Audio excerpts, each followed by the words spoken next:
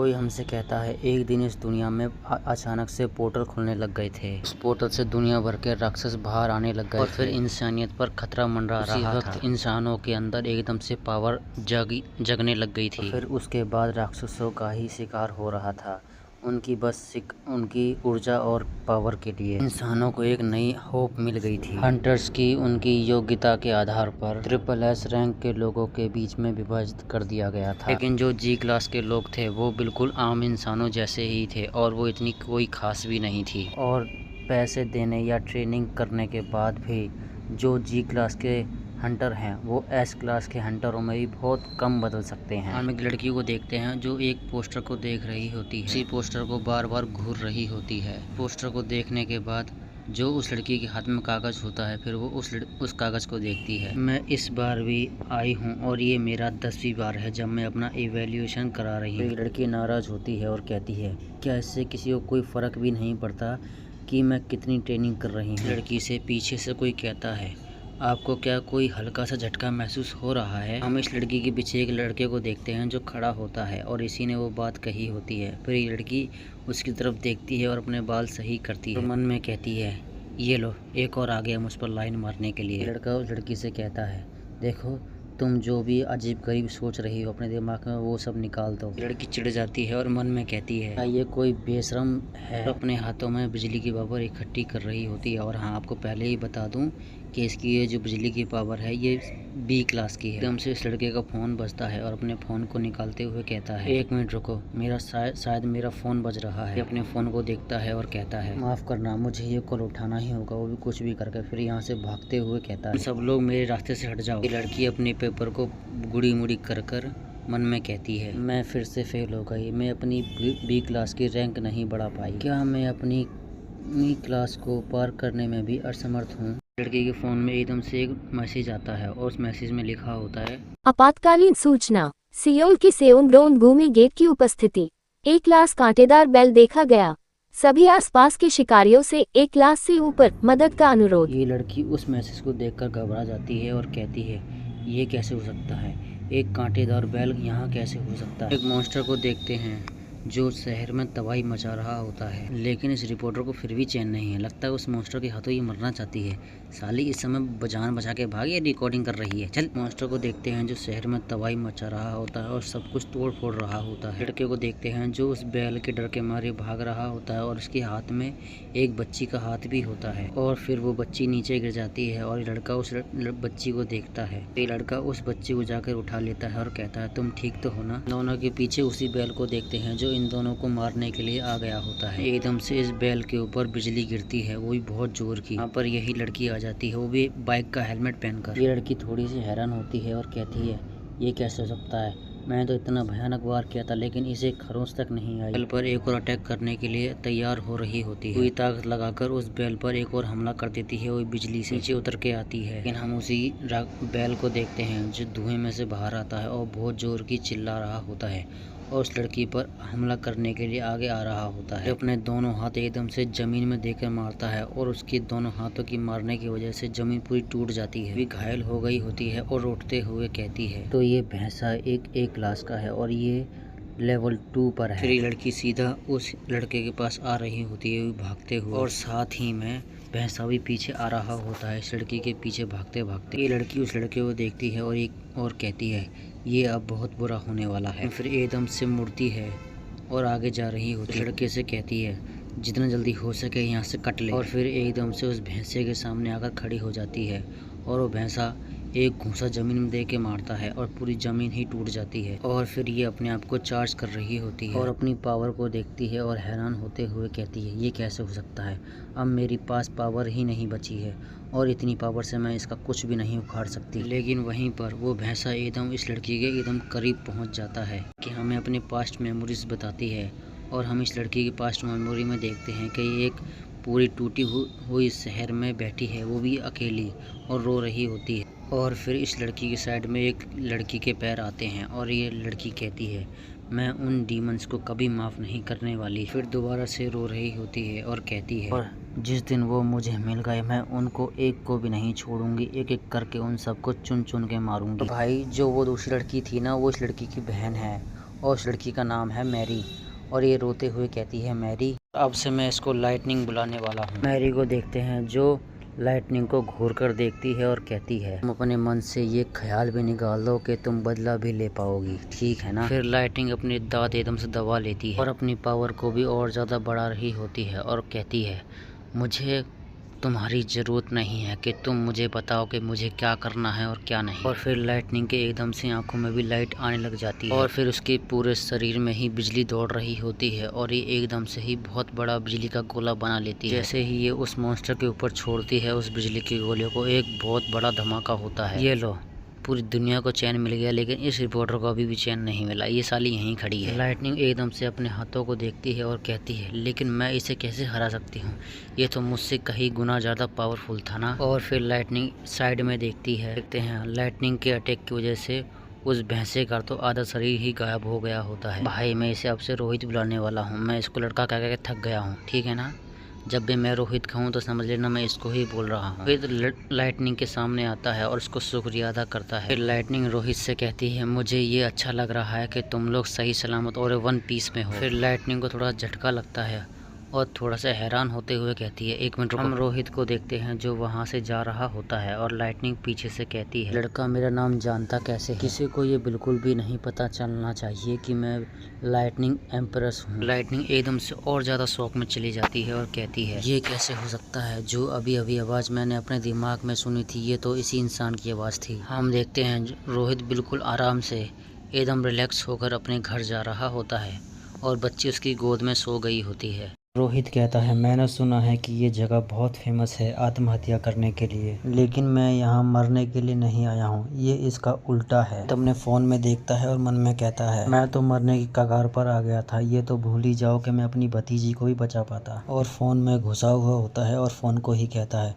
ये साले इस कुत्ते फ़ोन की वजह से हुआ था सारा कांड। रोहित फ़ोन को फेंकने वाला होता है लेकिन रुक जाता है। हम कुछ दिन पहले की कहानी देखते हैं जब रोहित एक कॉफ़ी शॉप में बैठा था, वो भी अपने लैपटॉप के साथ, और लैपटॉप पर कुछ काम कर रहा होता है और कहता है, अबे यार मुझे अंतिम वर्ड नहीं मिल रहे हैं इस कहानी को ख़त्म करने के लिए और साला कल लास्ट तारीख है। फिर रोहित के एकदम से अपने फ़ोन की तरफ नज़र जाती है, फिर अपने फ़ोन को उठाता है और खांसता है और कहता है, क्या मुझे उन चीटियों को व्यवस्थित करना चाहिए जिनका मैं इस्तेमाल नहीं करता। रोहित के फ़ोन में एक गेम देखते हैं जो एक बॉक्स के फॉर्म में होती है। अपना माथा खुजा रहा होता है और कहता है, ये गेम कब डाउनलोड हो गई? भाई आप इस गेम का नाम खुद पढ़ लो, मैं गेम का नाम नहीं बताने वाला। इनके अंदर एक चींटी को देखते हैं जो बिल्कुल अधमरी हालत में होती है और चींटी कुछ कह रही होती है लेकिन रोहित के समझ में नहीं आ रही होती है और रोहित कहता है, अबे ये क्या भाषा बोल रही है, मैं तो वो भी समझ में नहीं आ रही, ये कैसी बेकार गेम है। लेकिन रोहित एकदम से उस चींटी के ऊपर ही अपना अंगूठा रख देता है और कहता है, क्या मुझे अभी कुछ और करके भी देखना चाहिए? और उस चींटी का वहीं कल्याण हो जाता है, वो एकदम मर जाती है। रोहित के फ़ोन में से गोल्ड कॉइन निकलता है, वो भी 1 रुपए का। सीधा जाके रोहित के सर में लगता है और सर में लगने के बाद सीधा लैपटॉप पर जाकर गिरता है। फिर रोहित के फ़ोन के अंदर एक सिस्टम विंडो खुलती है और सिस्टम विंडो में लिखा होता है, नंबर 1 को कुचलकर मार दिया गया। एक भगवान सिक्का काला इनाम के रूप में गिराया गया था। पहले रोहित सिक्के को देखता है, फिर फ़ोन को देखता है, फिर दोबारा सिक्के को देखता है, फिर फ़ोन को देखता है और सिस्टम कहता है, बधाई हो, आपने अत्याचारी शक्ति चाहने वाले एक महान दुष्ट भगवान बनने की ओर एक कदम बढ़ाया है। एक जगह को देखते हैं जहाँ पर रोहित आया होता है और 2 लड़के पीछे हंस रहे होते हैं और रोहित बड़ा रहा होता है, क्या तुम मेरा नाम नहीं ले सकती मेरे सरनेम की बजाय? फिर लड़की स्माइल करती है और कहती है, रोहित आपको बहुत बहुत बधाई हो, हमें पता चला है कि आपके पास योग्यता है। इस लड़की की बात सुनकर खुश हो जाता है, फिर शर्मा रहा होता है और मुंह में भी पानी आ रहा होता है और मन में कहता है, चलो अब कम से कम मैं 1 क्लास का काम तो कर सकूंगा। भाई ने उस लड़की की बात ही पूरी सुनी नहीं और ख्याली पर पुलाव पकाना शुरू कर दिया। प्लीज़ मुझे एक हाई क्लास मिले, भले ही वो D क्लास ना हो, भले ही फिर वो C क्लास ही मिल जाए, लेकिन मैं ये सारा लिखने से पीछे छुड़ाना चाहता हूँ अपना। फिर ये लड़की दोबारा हंसती है और कहती है, तो हमारे पास आपकी क्लास भी आ गई। अरे आप तो फिर भी G क्लास में ही हैं अभी भी। G क्लास सुनकर तो बेचारे की हालत ही ख़राब हो गई होती है और कहता है, सच में मैं G क्लास में हूँ? अबे तेरी तो। ये लड़की रोहित से कहती है, रोहित जी अगर आप ढंग से देखेंगे तो आपकी एक एबिलिटी है जो कि सिर्फ मैटर को क्रिएट कर सकती है। अरे यार ये फिर से कैसे हो सकता है? ये G क्लास मुझे फिर से क्यों मिल रही है? ये वैसे भी एक आम आदमी जितनी ही पावर है। ये लड़की दोबारा कहती है, हाँ अब आप एक G क्लास के हैं, क्या आपको एक लाइसेंस चाहिए? मैं उसको रजिस्टर कर दूंगी। फिर रोहित कहता है जी क्लास का लाइसेंस कितने का होगा? फिर लड़की कहती है सिर्फ $280, इससे ज़्यादा का नहीं है। रोहित जैसे ही $280 सुनता है बेचारा एकदम उदास हो जाता है, चेहरा उतर जाता है और मन में कहता है अबे जब मैं जी क्लास के ही डंजन में जा नहीं सकता तो फ़ायदा क्या ये कार्ड बनवाने में? अबे बाढ़ में जा। रोहित उदास हो जाता है और बड़बड़ा रहा होता है मुझे घर जाकर अपनी नॉवल पूरी करनी होगी इससे पहले कि जो मुझसे ये नॉवल लिखवा रहा है वो इस नॉवल के पैसे वापस कर दे। फिर लैपटॉप में काम कर रहा होता है वो उसी नॉवल के ऊपर और कहता है 5 घंटे ऐसे ही मैंने बर्बाद कर दिए, सिर्फ लिख रहा हूँ और बाद में डिलीट कर दे रहा हूँ। फिर टीवी का रिमोट उठाता है और टीवी को स्टार्ट करता है। में एक न्यूज़ आ रही होती है और न्यूज़ एंकर कहता है एस क्लास शिकारी टोनी ने आपदा श्रेणी के डार्क ड्रैगन डेंगॉन को चुनौती दी है और सफल हुए। फिर रोहित दोबारा से दूसरा चैनल बदल देता है और बोर हो रहा होता है। हम मैरी को देखते हैं जो एड में होती है और एक एडवर्टाइजमेंट कर रही होती है। ये सब देखकर और भी ज्यादा चिढ़ गया होता है और फिर एकदम से टीवी बंद कर देता है। फिर सीधा जाकर बेड पर लेट जाता है और कहता है मैं साला काम कर करके बोर हो गया हूँ। फिर दूसरी तरफ सर कर लेता है और कहता है अब बस मुझे एक अच्छी नींद चाहिए, फिर जैसे ही मैं सुबह उठूंगा तो मैं अपना पूरी नॉवल खत्म कर दूंगा। लेकिन फिर रोहित का एकदम से फोन बजता है। रोहित का फोन बार बार रिंग करे जा रहा होता है और रिंग ही करे जा रहा होता है। इससे रोहित परेशान हो जाता है और एकदम से आंखें खोलता है। फिर जोर से चिल्लाता है और कहता है अबे साला मुझे कोई पहले ये बताओ ऐसा दुनिया में कौन सा अलार्म है जो अपना बज रहा होता है। फिर रोहित अपना फ़ोन उठाता है और उसी चींटी वाली गेम को खेल रहा होता है और दे दनादन चींटियाँ मारते जा रहा होता है और दुनिया भर के कॉइन भी निकल रहे होते हैं। रोहित को देखते हैं जो चींटियों को मार मार कर परेशान हो गया होता है और नाराज हो रहा होता है। देखते हैं यहाँ पर कॉइन का ढेर लग गया होता है। फिर रोहित सुबह ही उठता है, वो भी अपनी आंखें मल रहा होता है और कहता है भाई जो मैंने कल इतनी सारी चींटियाँ मारी थी और इतने सारे यहाँ पर ढेर बना दिया था सिक्कों का, वो कहाँ गायब हो गए। और अपने आसपास देखता है और वहाँ पर 100 के सिक्के पड़े होते हैं, वो भी एक एक। फिर एक 100 का सिक्का उठाता है और कहता है लेकिन उन सिक्कों पर तो 1 लिखा था और इन सिक्कों पर 100 लिखा है। फोन में मैसेज आता है। सिस्टम कहता है बधाई हो नामहीन ईश्वर, आपने ईश्वर की दुकान खोलने के लिए आवश्यकताएं पूरी कर ली हैं। रोहित के सामने एक गिफ्ट आता है और उसमें यस और नो लिखा होता है और रोहित सोच रहा होता है इसे देखकर। एकदम से क्लिक करने के लिए अपनी उंगली आगे बढ़ा रहा होता है और फ़ोन की रोशनी बहुत ज़्यादा बढ़ जाती है और रोहित भी हैरान होता है। लेकिन हम किसी और जगह को देखते हैं और कोई और कहता है हम राजनीति जगत के नेता और राष्ट्रपति और हंटर और एसोसिएशन के नेता जगह पर इकट्ठा होने के लिए आपका धन्यवाद करता हूँ, भले ही आपका ये दिन कितना भी व्यस्त क्यों ना रहा हो। और हम लोग यहाँ पर कई सारे लोगों को देखते हैं जो बैठे हुए होते हैं और एक इंसान खड़ा होता है और कुछ कह रहा होता है। आखिरकार हमारे देश का भी एक एस क्लास व्यक्ति आ चुका है जिसने हंटर की दुनिया का ताला ही खोल दिया है। ये दोनों बुढ़े खुश हो रहे होते हैं और आपस में ही कहते हैं देखो हमारे पास भी एक एस क्लास हंटर है और ये कितनी अच्छी बात है। लेफ्ट वाला बुढ़ा कहता है हम उन चीज़ों को भी खरीद पाएंगे जो दूसरे पोर्टल्स में मिलती हैं। लड़का ताली बजाता है और कहता है और उन दोनों एस क्लास हंटर्स को अंदर बुलाता है। हम देखते हैं ये दोनों अंदर आते हैं और इनमें से एक टोनी होता है और दूसरी मैरी होती है। अब आप हमारे पहले हंटर का स्वागत करें जो एस क्लास हैं और इनका नाम टोनी है और इन्होंने ही पहला गेट खोला है और इनके पास पावर है क्रिएशन टाइप। और अगली हैं मैरी, इनका नाम है मैरी और इनके पास पावर है साइकिक की और ये भी एक एस क्लास हंटर हैं। हम उसी लड़के को देखते हैं जो कहता है हम बस आपसे इतना चाहते हैं कि आप अब सिस्टम शॉप भी खोल दें। जो आदमी चेयर पर बैठा है ये कहता है अबे साला ये कितना चमकदार था, अभी तक मुझे कुछ भी दिखाई नहीं दे रहा है, क्या तुम्हें कुछ दिखाई दे रहा है?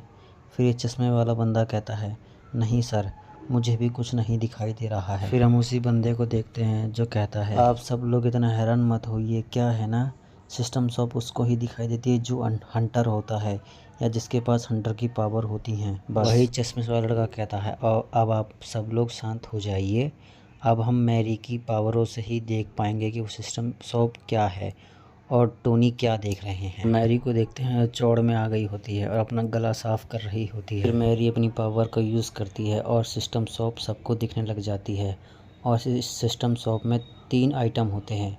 इन तीनों के बारे में सिस्टम हमको कहता है पहला आइटम होता है उच्च पोषण ए क्लास श्रेणी, उपभोज्य वस्तु मूल्य 7000 गोल्ड। दूसरा आइटम होता है पवित्र तलवार एक्सकेलिबर एस क्लास श्रेणी, उपकरण मूल्य 20 लाख गोल्ड। और तीसरा आइटम होता है बिजली भगवान का आशीर्वाद एसएस क्लास श्रेणी, उपकरण मूल्य 30 करोड़ गोल्ड। पीछे वाला आदमी अपने हाथों में पैसे गिन रहा होता है और कहता है, प्रकाश भगवान का आशीर्वाद 50,300 मिलियन सोना। क्या ये लगभग 30 बिलियन डॉलर नहीं होता है? चश्मिश कहता है, अगर तुम बस कौशल को ही देखोगे तो ये इतना महंगा भी नहीं है। हम उसी मैन बंदे को देखते हैं जो सबको टोकता है और कहता है, मेरी बात सुनो, मेरी बात अपने भेजे में घुसा लो। राष्ट्रीय का भार इसी मामले पर टिका हुआ है, इसीलिए जब तक परियोजना पटरी पर नहीं आ जाती तब तक इसे पूरी तरह एकदम गुप्त रखना। लोग इन दोनों के पास कम से कम 2 एस क्लास के गार्ड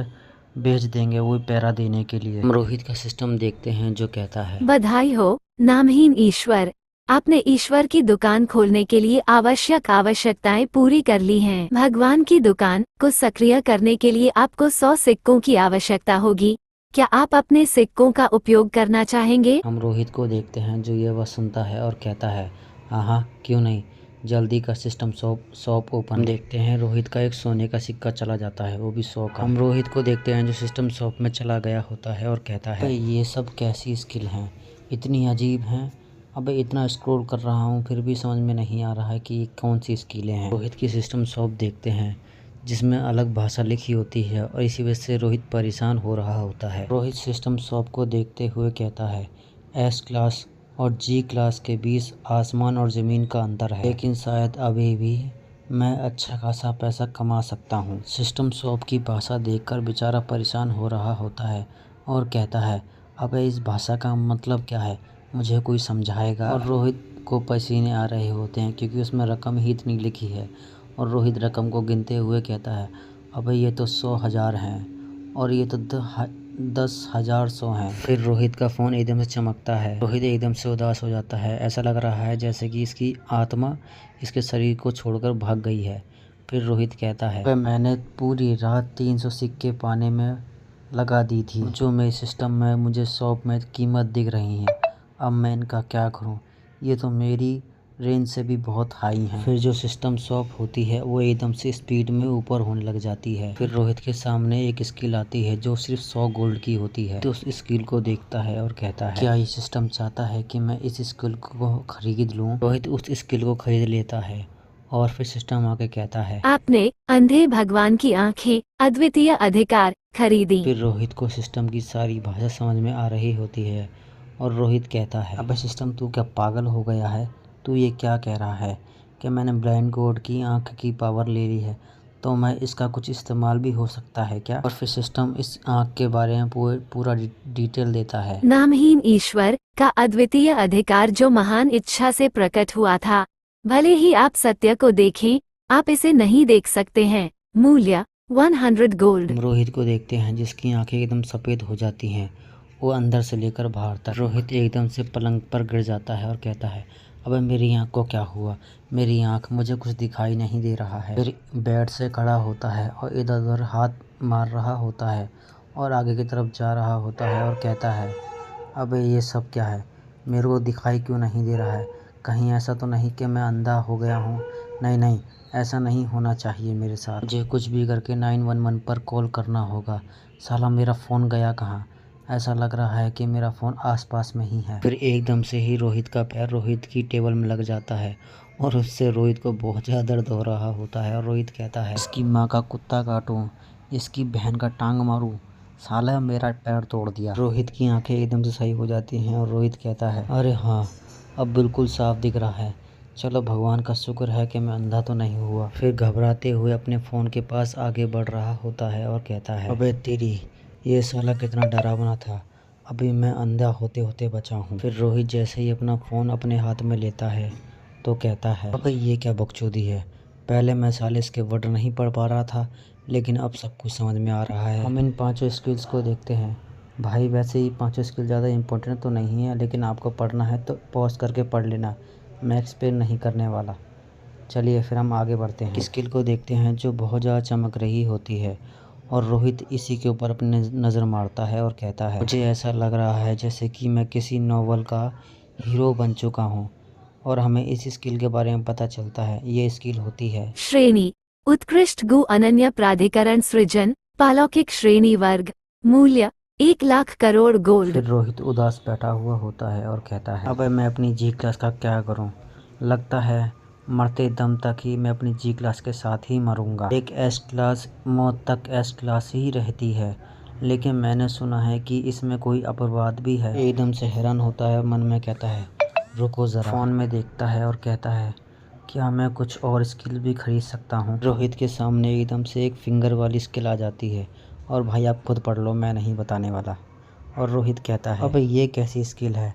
भगवान की तर्जनी अंगूठी, लगता है ये कुछ अच्छी ही स्किल होगी। रोहित अपने एक सोने के सिक्के को देखता है और कहता है तो एक यही स्किल है जो 100 गोल्ड में मिल रही है, तो क्यों ना इसे ही खरीद लेता हूँ। रोहित उस स्किल को खरीद लेता है और ये सोने का सिक्का भी गायब हो जाता है। फिर सिस्टम आता है और सिस्टम कहता है आपने ईश्वर की कुचलने वाली तर्जनी अंगुली अद्वितीय अधिकार खरीदी। फिर रोहित कंफ्यूज होता है और कहता है अच्छा तो ये एक स्किल है, तो ये कैसे काम करती है?